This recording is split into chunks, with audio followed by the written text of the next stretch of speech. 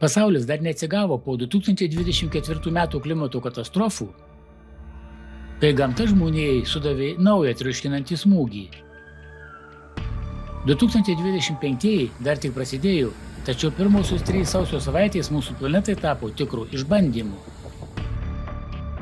Šiame vaizdo įraše pamatysite pačius galingiausius, anomaliausius ir netipiškiausius kataklizmus, įvykusius nuo sausio 1 iki sausio 21 dienos. Jungtinės Amerikos valstijos. Sausio mėnesį JAV užklupo 3 galingos žiemos audros. Pirma iš jų užgriuvo didžiulę šalies teritoriją, nuo Kanzaso iki Naujojo Džersio, sausio 3. Kanzase iškrito iki 45 cm sniego, Nebraskoje iki 40. Tūkstančiai vairuotojų įstrigo snieguotuose apledėjusiuose keliuose. Visoje šalyje buvo atšaukta arba atidėta daugiau kaip 5700 skrydžių. Audra Kalifornijoje sukėlė pirmąjį metų tornadą. Kai kuriuose vietovėse buvo stebimos sniego audros. Stichija be elektros paliko daugiau nei 350 000 namų. O staigus šaltukas tapo grėsme tiems, kurie liko be šilumos ir šviesos. Audra nusinešė 7 žmonių gyvybes.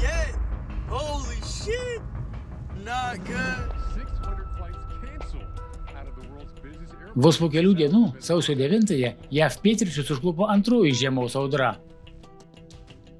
Ji į 25 valstijas atnešė atšiaurų žiemos orą ir paveikė apie 80 milijonų žmonių. Gyventojai ir vėl susidūrė su gausiu snygiu, atšauktais tūkstančiais skrydžių ir daugybė avarijų keliuose. Be elektros liko daugiau nei 120 000 vartotojų. Nepaprastoji padėtis buvo paskelbta 5 valstijose.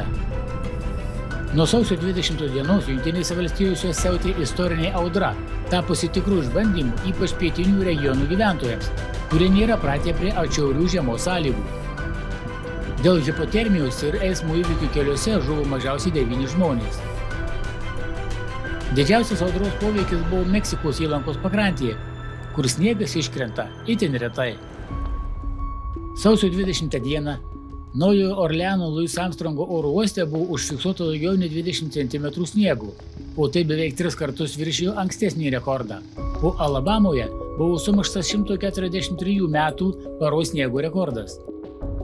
JAV nacionalinė orų tarnyba pirmą kartą istorijoje paskelbė perspėjimą apie sniegą kai kuriuose Luizianos ir Teksaso dalyse. Arkties šalčių įsiveržimas sumažino juntamą temperatūrą iki -10 laipsnių Celsijaus didžiojoje Meksikos įlankos pakrantės dalyje, o iki -18 šiaurinėje Teksaso dalyje.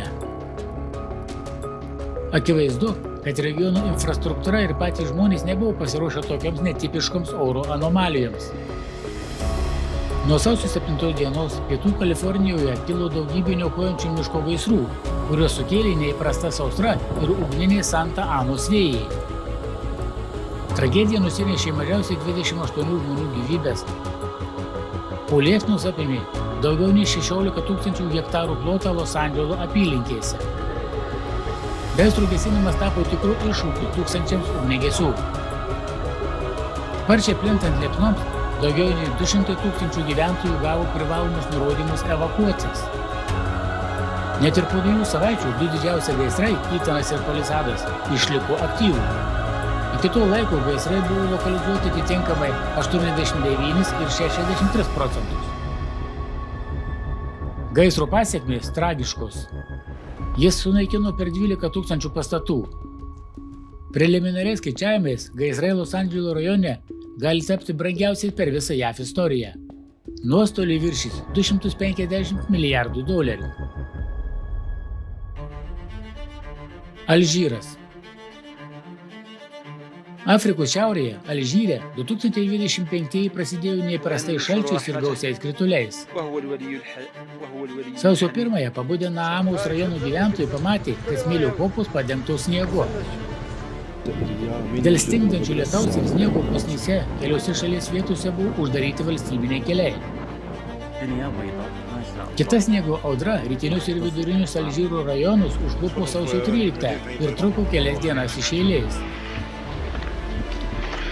Tūkstančiai transporto priemonių įstrigo sniego pusnyse. O dėl smarkių liūčių keliose rytiniuose regionuose kilo potvyniai ir nuošliaužos. Toks dažnas ir užsitęsęs sniegas šiai Afrikos daliai yra itin anomalus reiškinys.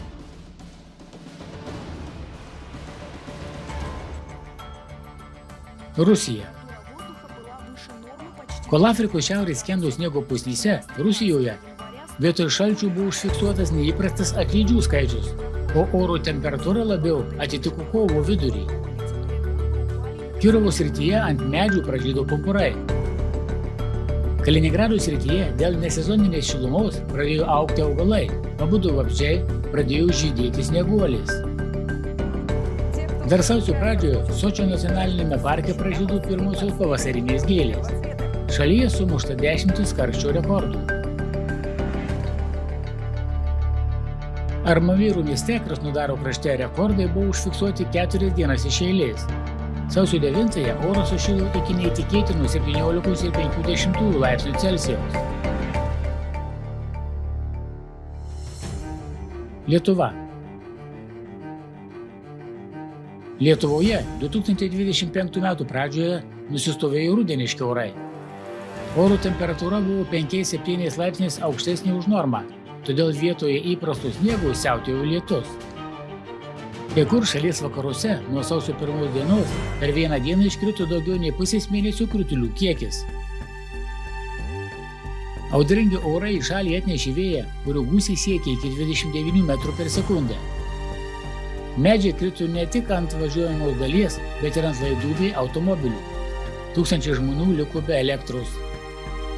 Dėl smarkių liūčių vanduo upėse pakilo iki kritinio lygio, užtvindė kelius ir sodų sklypus. Sausio 2-ąją kai kuriuose vietovėse lietus peraugo į sniegą, kurį lydėjo žaibai. Saudo Arabija. Sausio 6 šalį vėl užklupo smarkios liūtys, kurios Saudo Arabijoje jau tapo dažnu reiškiniu. Jas lydėjo kruša ir perkūnija. Liūtys sukėlė staigius potvynius. Mekos ir Medinos miestų gatvės virto srauniais upeliais. Vanduo apsėmė automobilius ir namus, nuplovė tiltus. Gyventojai subūrė žmonių grandines, kad padėtų vaikams įstrigusiems potvynyje. Labiausiai nukentėjusiame Džidos mieste vėjo greitis siekė 60 km/val, o bangų aukštis viršijo 2 metrus. Rabigo mieste įvyko precedentų neturintis reiškinys. Didžiulis vandens fiesulas palietė krantą, sukeldamas aukštas bangas. Tai sukėlė nerimą klimatologams ir gyventojams, nes sūkuriai anksčiau buvo pastebėti tik atviroje jūroje. Italija. Sausio 17 dieną Sicilijos regioną užklupo galinga audra. Smarkios liūtys, potvyniai ir vėjas naikino infrastruktūrą Lipario salose, įskaitant Liparį ir vulkanų. Pelagonijoje ir Riposto savivaldybėse apsemti keliai tapo spąstais vairuotojams. Sirakūzų apylinkė sukrėtė šiam metų laikui retas įvykis. Vienu metu pasirodė net keli tornadai. Augusto mieste viesulas nuplėšė namų stogus, nuvertė medžius, gatves užvertė nuolaužomis. Kitas tornadas kirto Noto slėnį ir padarė didelę žalą, nutraukdamas elektros linijas ir sukeldamas masinius elektros tiekimo sutrikimus. Taip pat buvo apgadinti pastatai, šiltnamiai ir dirbama žemė. Australija. Nuo sausio 15 dienos rytinė Australijos pakrantė smogė daugybę galingų audrų, kurios paveikė Naujojo Pietų Velso ir Kvinslendo valstijas. Sidnėjuje vėjo gūsiai siekė 120 km/val, kurie išvartė medžius ir apgadino stogus bei elektros linijas. Daugiau nei 200 000 namų liko be elektros. Žaibas ir nutrūkę laidai sukėlė vietinius gaisrus. Didelė beisbolo kamuoliuko dydžio kruša padarė didelę žalą automobiliams ir pastatų fasadams. Brisbano apylinkėse užfiksuotas pavojingas meteorologinis reiškinys – mikrogūsis, kurio vėjo greitis siekia iki 80 km/val. Audra nusinešė vieno žmogaus gyvybę.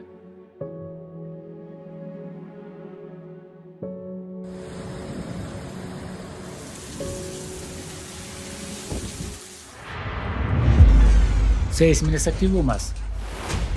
Mokslininkai perspėja, kad yra nerima kelianti seisminio aktyvumo nenumaldomų eksponentinių augimo tendencija. Pastaraisiais metais 5 balų stiprumo žemės drebėjimų daugėja, jie vyksta beveik kasdien ir tai jau suvokiama kaip norma. Tačiau per pastaruosius 6 mėnesius planetoje padažnėjo 6 balų ir didesnio stiprumo žemės drebėjimai.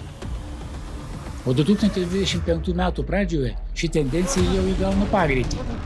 Per pirmasis 3 metų savaitės įvyko 7 tokie įvykiai. Pirmąją metų dieną pietų Sandvičio salų regione įvyko stiprus 6,1 balo žemės drebėjimas. Tokios pat galios seisminis įvykis buvo užfiksuotas kitą dieną, sausio 2 Čilėje, Tarapakos ir Antofagastos regionų pasienyje.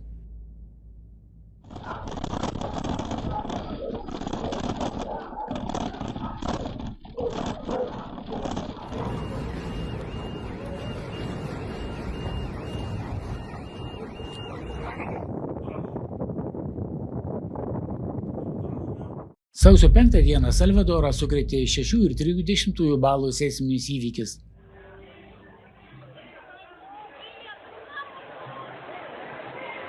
Cielo, santificado sea tu nombre. Venga a nosotros tu reino. Hágase tu voluntad en la tierra como en el cielo. Danos hoy nuestro pan de cada día.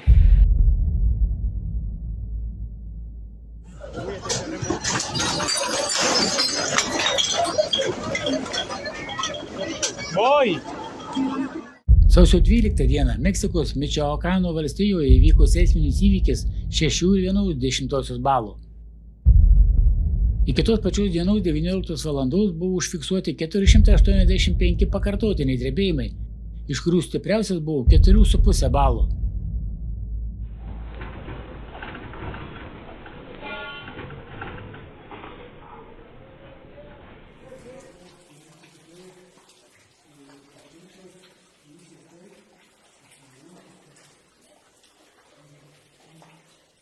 Šešių ir 90 balų žemės drebėjimas įvyko sausio 13 dieną Hyuganada jūroje prie Japonijai priklausančio Kyushu salos krantų.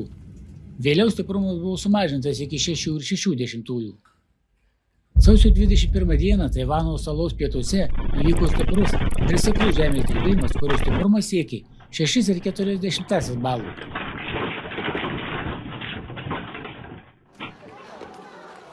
Tai buvo jaučiama net sostinėje Taipėjuje. Seisminis įvykis sugadino infrastruktūrą ir sukėlė nuošliaužas. Mažiausiai 44 žmonės buvo sužeisti. Sausio 7 dieną Tibetą sukrėtė galingas 6,8 balų žemės drebėjimas. Epicentras buvo Dingri grafystėje. Po pagrindinių smūgių užfiksuota daugiau nei 600 pakartotinių smūgių, kurių stiprumas siekė 4,4 balų. Žemės drebėjimai sunaikino 10 kaimų ir daugiau nei 3600 namų. Ypač smarkiai nukentėjo Gužūnų kaimas, kuriame sugriauti visi namai. Gelbėtojai su šunimis ir radarais ištisą parą ieškojo žmonių po nuolaužomis. Tikimybė išgyventi mažėjo su kiekviena valanda, nes temperatūra naktį nukrito žemiau 10 laipsnių šalčio.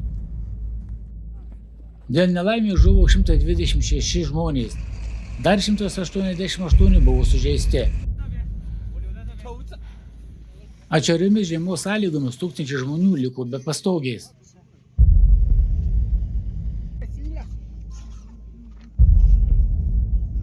Tai buvo vienas stipriausių žemės drebėjimų, sukritusių rajoną per pastarosius dešimtmečius.